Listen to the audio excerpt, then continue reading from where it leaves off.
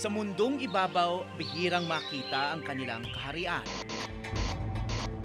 Dahil magaling sila magtago, ang kanilang pagsalakay sa ating mga tahanan, hindi natin namamalayan. Hanggat huli na ang lahat. Natatakot na ako eh. Kasi minsan po, pag malakas ang hangin, hindi ko alam kung biglang gumanon. Biglang bumagsak.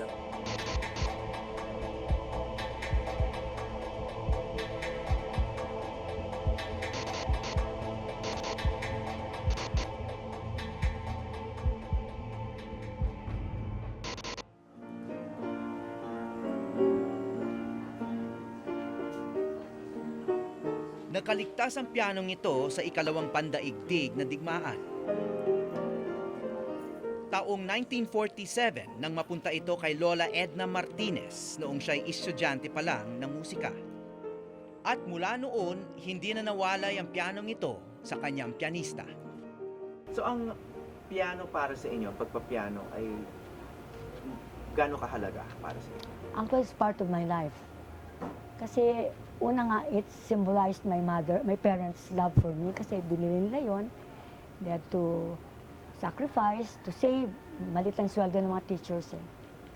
Tapos nga, it helped me sa pag-practice. Kung wala kang piano, mahirap. Pamana ng kanyang magulang at malaking bahagi ng kanyang buhay. Pero nitong nagdaang Disyembre, hindi na ito makagawa ng musika.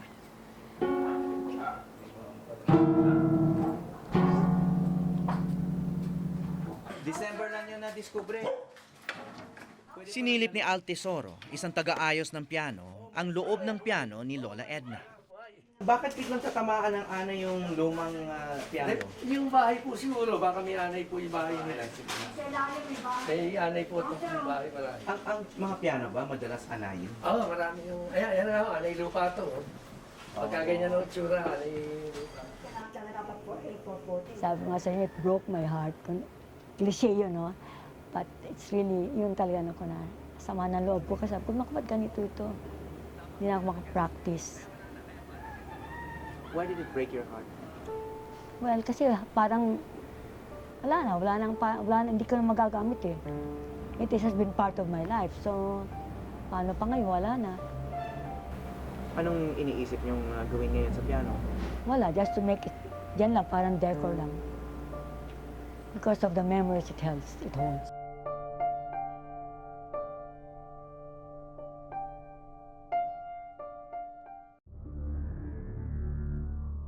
Tumungo kami sa Dinulupihan, Bataan, kung saan hindi lang isang bahay ang pinepeste ng anay. Kaya niyo?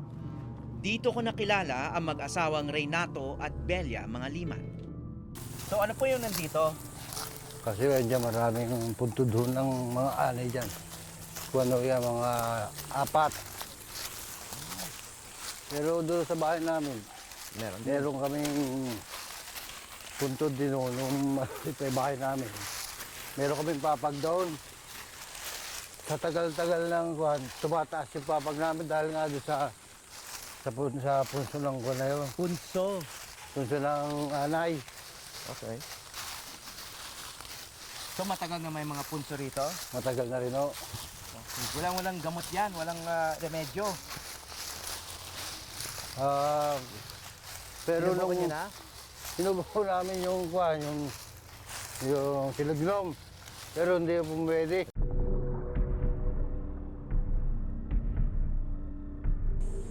Ano naman po ang nangyari sa bahay niyo? Yun yung mga kabinet. Pinain ng anay. Magasaw na nawala ng laman yung mga kahoy. Ay, yung bahay niyo ginamot ba o hindi na? Ginamot ko. Kahit ginamot, Hindi yun, tinamaan pa rin. Nung nangyari na, tapos ang ginawa ng kuhan, ginamutan, binauna ng mga gamot sa paligid. At saka doon ho nakuha itong anay na to. Ito yung... Yan ang hari at saka yung reyna, tinatawag. So dalawa ang nandito. Oo. Malalaki. Yung isa malaki, isa maliit.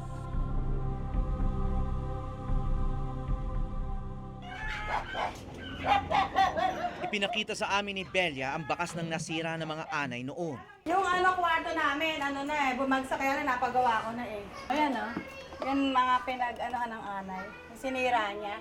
Dahil nagalit siya doon, in-spray ko yung itong cabinet. In-spray ko kasi diyan ko nakita eh.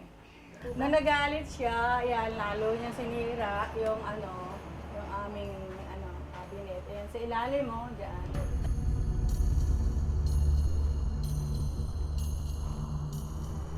Dalawang taon na ang nakalilipas mula nang mapuksa ng mag-asawa ang reynang ito. Pero takot pa rin sila. Kaya ang mga punso sa kanilang manggahan hindi na nila ginagalaw. Sa takot na maranasan muli ang tindi ng kanilang galit.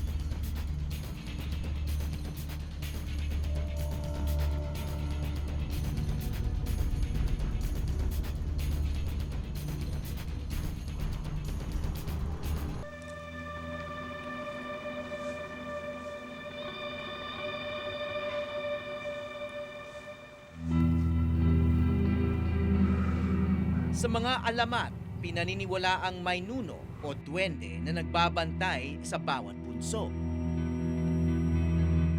Kaya naman may ibang tao na humihingi ng pasintabi o nakikiraan tuwing may daraanan na punso. Sa matagal na to? Pero kung titingnan na malapitan, iba pala ang nagbabantay sa mga maliliit na kaharian. Ito ang dala naming digital microscope camera para makakuha kami ng close-ups itong anay dito. Kasi kung sa distansyang ito, mukha lang silang mga langgam, no? Halimbawa, Isang lipunan ang laman ng bawat punso. At bawat isang miyembro nito may tungkuling ginagampanan. May mga maliliit na trabahador o worker at mas malalaking anay na may pangil. Sila ang mga sundalo. Kasi ang anay merong tinatawag na caste system. Itong caste system na to, iba't ibang miyembro may kanya-kanyang trabaho o may function. Yung worker, ito yung naghahanap ng mga pagkain, naggagawa ng nest pag nasira. Ito yung wood destroyer, ito yung worker termite kasi sila yung kumakain ng kahoy para merong pakain sa ibang miyembro ng colony. Soldier naman, defense ito, lumalaban sila sa mga sa mga langgam o natural enemy. Ang reproductives naman, sila yung gumagawa ng bagong colony. Nag-iitlog sila and then they found new colonies. Ayon pa kay Dr. Acta, ang sistema nito ng mga anay mas luma pa sa sibilisasyon ng tao. Ang anay, ito ay isang grupo ng insekto na kinaklasify in the order Isoptera. Itong mga insekto na ito ay isa sa mga pinakamatandang insekto dito sa mundo. Kasabayan pa sila nung mga dinosaur. Nung panahon ng dinosaur, may anay na, no? Ipinakita namin kay Dr. Acta ang video ng anay na sumira sa piano ni Lola Edna. Ang mga anay na ito, iba pala sa mga anay na gumagawa ng punso. Itong termite species na ito, yung tinatawag na Coptotermis. Specific species ito ay Coptotermis gestroi. Ito yung pinaka-destructive na termite species sa Pilipinas at almost sa buong Asia. Okay, almost 90% ng damage sa structures ay mula dito sa species nito. Ang bangis ng anay na ito hindi lang kayang sumira ng isang piano.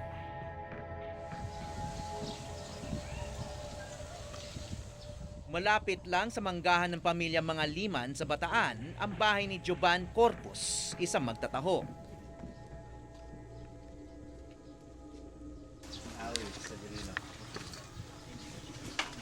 Joban. Okay. Basta, ilan ang anak nyo? Wala na po anak eh. Hindi lang po anim. 6 sila? Opo. 6. Okay. So, lilipat na raw kayo bukas? Kasi, Bakit po? Kasi magigiba na po eh. Alam silang bumuwal. Malapit na bumagsak dahil po. Hindi yung mga anay. Ilang beses na raw nadaanan ng bagyo ang kanilang bahay. Ngunit hindi ito natibag ng malalakas na hangin. Ngunit ngayon, tila sumusuko na ang bahay sa mas mabagsik nitong kalaban. Natatakot na ako eh. Oo nga Kasi naman. minsan po, pag malakas ang hangin, hindi ko alam kung biglang gumanon. Biglang Kasi bumagsak. alam mo, marupok na. Tinan mo to. Tinan mo to. Yan, wala Kita na. nyo to? Kita mo, oh, halos wala nang pinapatungan. Oh. Tinan mo dito. Dito. Angulo dito. Di ba? Opo. Poste siya, pero halos hindi na nakapatong. Opo, Dahil kinain na rin yata yung taas nito eh. Di ba? Parang kumalas na doon sa isang kawayan yun. Yung Di po, Beam? bumaba po siya kasi wala na pong ano sa ilalim, wala nang nagpapatungan. bumaba na yung poste Wala na siya dahil nagpapatungan. kinain na rin yung ana yung ilalim. Kaya bumaba ito, kumalas na dito sa isang Opo. yung beam. Snack doon anak.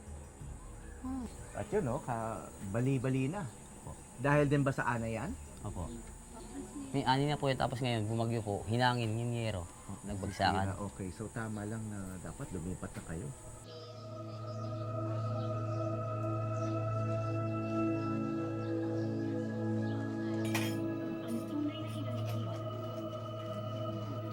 Sa loob ng 3 taon, hindi na malaya ni na Juban at ng kanyang pamilya na may nakikitira pala sa bahay nila.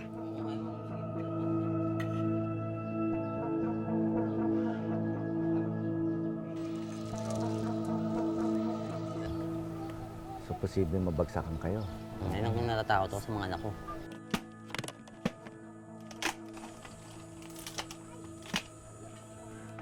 Yan, binukbok na yan ng anay. Ganyan pala yung nangyayari, no? Ano yan, bahay nila?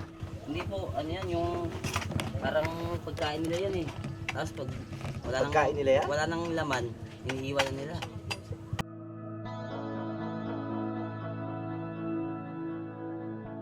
Sa susunod na araw, nakatakdang lumipat na ng bahay si Juban at ang kanyang pamilya. Ngunit matatakasan pa kaya nila ang tila sumalakay na sa buong barangay.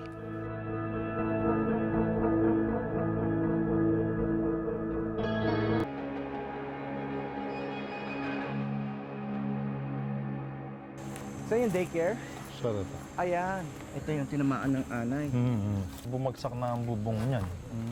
Ngayon, pinagawa lang namin. Kawawa mga bata dyan pag mabagsakan. Daig ng anay ang mga makina sa bilis ng paggawa ng mga expressway. Tulad ng daanang ginawa nila sa dingding ng daycare ng Barangay Pag-asa sa bayan ng Dinalupihan.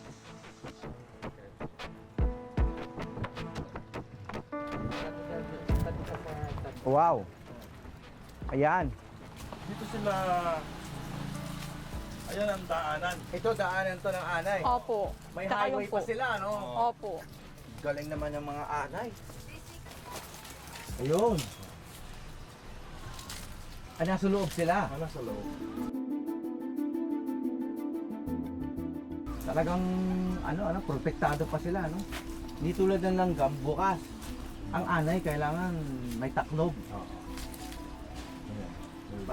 Parang may tunnel. Kailangan covered yung kanilang daanan. Hindi tulad ng Ano langgam. sa tira niya yung taso? Yan, kinakain siya ng anay. Yan. May laman yan. Anay yan. Yan. Matagal na nangangamba ang guro ng daycare na si Florentina Ramirez. Inopen po nila tong tong kisamit po na to. Meron po sila Maraming anay. Opo. So, anong posibleng mangyari dito? Delikado pa sa bata? Masyado pong makuha yung anay, malakas silang kumain ng Nakahoy. nakahoy, tsaka mabilis sila pong dumaan. Maliit. Posibleng bumagsak na lang ito. Opo. Yun nga, ayun nga ang nagiging cause nung pagkuha ng anay. Oo. Yung kisame. Ang mahirap, yung habang nagkakaroon ng pagtuturo o school yung mga bata is bumagsak. Mamaya may mataganan. Sa lala ng pinsalang sinapit ng paaralan noon, naglunsad ang barangay ng Termite Destroyer Day noong taong 2012. Ayon kay Cap, ang problema ng anay laganap sa buong barangay. Katunayan, 30% ng mga gusali rito napinsala na sa mga pangin ng anay. Dahil nasa loob na sila ng mga kahoy, hindi na sila halos matrace. So ang nangyayari, pagka nire-renovate yung mga bahay, ginigiba, pinapalitan. Tulad yung bahay namin, pinalitan namin yung mga kahoy. Ang pinagtataka nga namin, bakit itong lugar namin masyadong maanay. Yun ang isang, basta naghukay ka sa lupa, makikita mo, mayroon kang makikitang anay. Pag nakapaghukay ka na ng mga 5 feet ang lalim, lalabas na yung mga anay. Ngunit hindi raw natatangi ang pamimeste ng anay sa Bataan.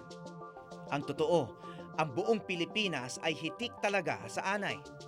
Kabilang kasi tayo sa tinatawag na termite belt ng mundo. Ang anay, karamihan sa mga ito ay matatagpuan sa tinatawag na termite belt. Ito ay 40 degrees north and south of the equator. So pag tinignan namin yung mapa natin, 40 degrees above at saka below sa equator, yung mga bansa na naandun sa belt na yon ay maraming anay. Pilipinas, lahat ng Southeast Asia, Japan, karamihan ng lugar dito sa Australia, sa Africa, tsaka yung mga states sa US sa southern part. Dagdag pa ni Dr. Akda, sa buong mundo, nasa 24 na bilyong dolyar ang nagagastos sa pagpuksa sa anay kada taon. At madalas, nilalaso ng kemikal. Ngunit dito sa UP Los Baños, pinag-aaralan nila ang organikong paraan ng pagpatay sa mga anay. So we're looking for alternative compounds to control termites. Actually, madami naman yung mga candidate na kaimito, acacia, sampalok, atis. Ang pinaka-effective namin na ay extract ng atis. Tsaka extract ng guyabano. So, hindi lang pang kain, pang control din ng anay.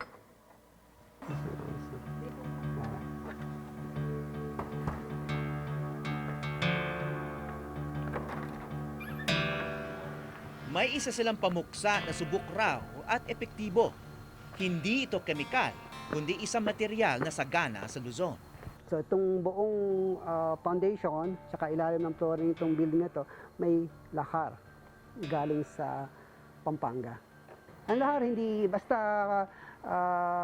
hindi na di-disturb yung barrier, will remain effective. This is already more than 7 years. Kita nyo naman, although naluluma na yung kahoy, wala pa ring anay. Subok man ang lahar ng panangga sa anay, konti pa lang ang nakakaalam nito. At ayon kay Dr. Akda, wala pang malaking kumpanya na nagkaka-interes gawin itong pangkomersyal. Samantala, sa Bataan, ang kinatatakutang punso ng mga anay,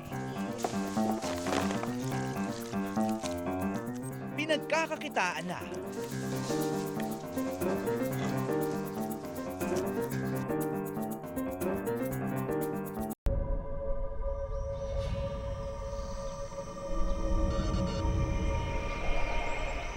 Sa kaharian ng anay, sa Dinalupihan, Bataan, ang punso ang kinatatakutang kota ng mga peste.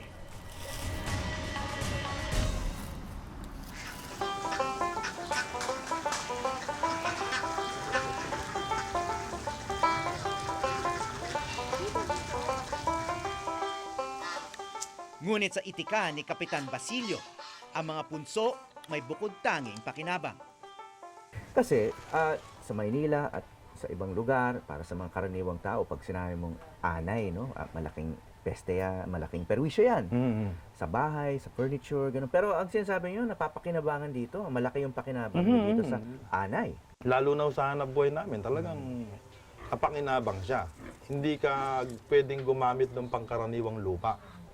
Dahil nga ho, hindi tumatagal yung yung quality ng itlog, mahina siya pagka pangkaraniwang lupa ang ginagamit.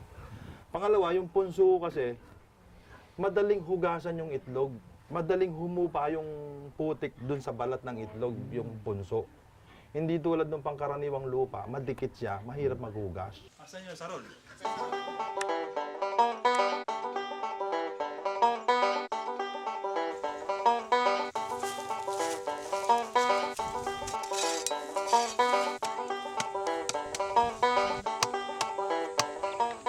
Ilang dekada na palang ginagamit ng pamilya ni Cap ang lupa sa punso para sa negosyo nilang itlog na maalat.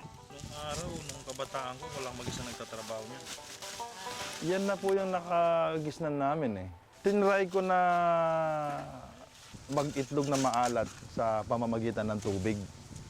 Hindi siya masyadong tumatagal.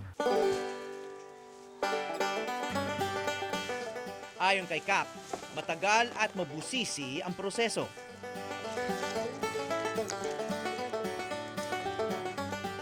Matigas po kasi yan eh. Hindi siya pangkaraniwan lupa. So pag hindi mo siya binabad ng halos sa 12 hour, hindi mo mapapalambot.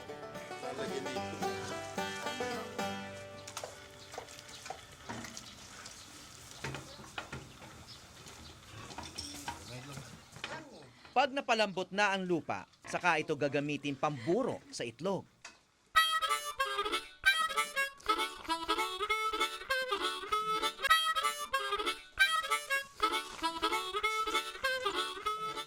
Sariwa po siya. After 18 days, huhugasan namin sila, yung itlog. Tapos, pagkahugas, meron kaming mga lalagyan na yung tinatawag namin tikbo. Net yon. Ang laman nun, 60 pieces isang net. Saka ito ilalaga at kukulayan para ibenta.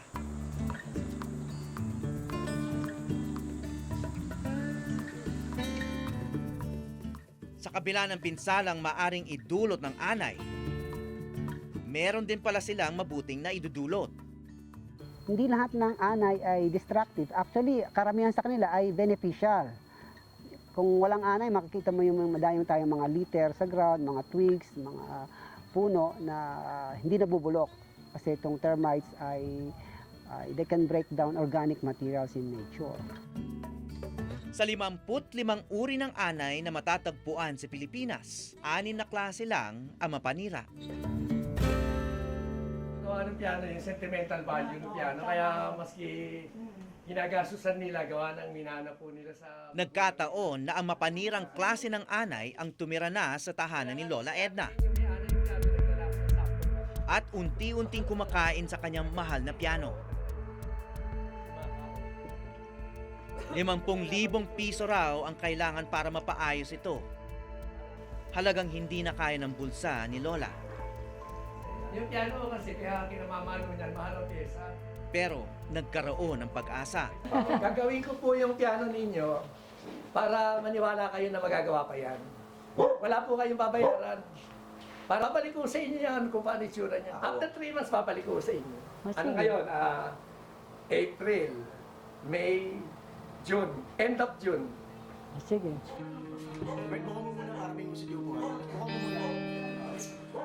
Ilang buwang magkakahiwalay si Lola at ang kanyang piano.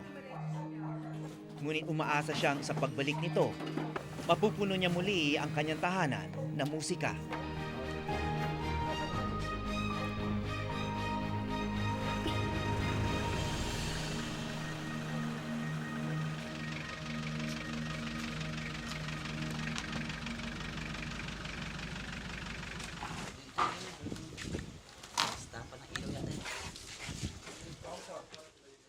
Samantalang si Joban at kanyang pamilya, naglilipat bahay na.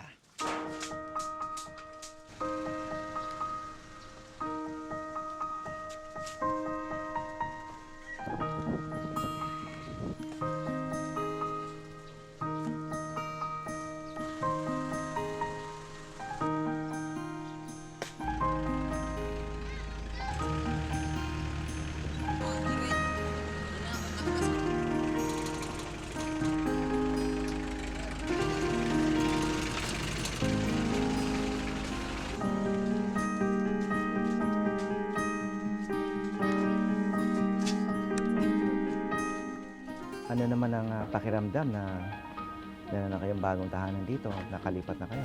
Ay, wag po, hindi na po alanganin na baka babagsakan. Ngunit napansin naming nandito na rin ang peligro. So, itong bahay nyo, inaanay na rin ba? So, posibleng inaanay na rin yung kanila. Itong nilipatan ni Hoban, puro anay na rin. Lumaya siya doon sa kabilang bahay dahil inaanay yung bahay nila doon at posibleng bumagsak doon sa mga anak niya. Lumipat siya rito sa bahay na to. Pero pati ito, mukhang punong-puno na rin ang anay.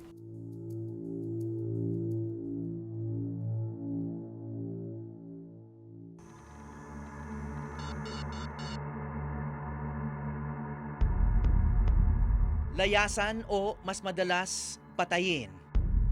Yan ang karaniwang tugon sa anay at marami pang ibang hayop sa ating paligid. Ngunit tulad ng ipinamamala sa atin ng ilang malikhaing tao, kaya natin mag-isip ng mga paraan upang mapayapang makipamuhay kasabay ng ibang nilalang.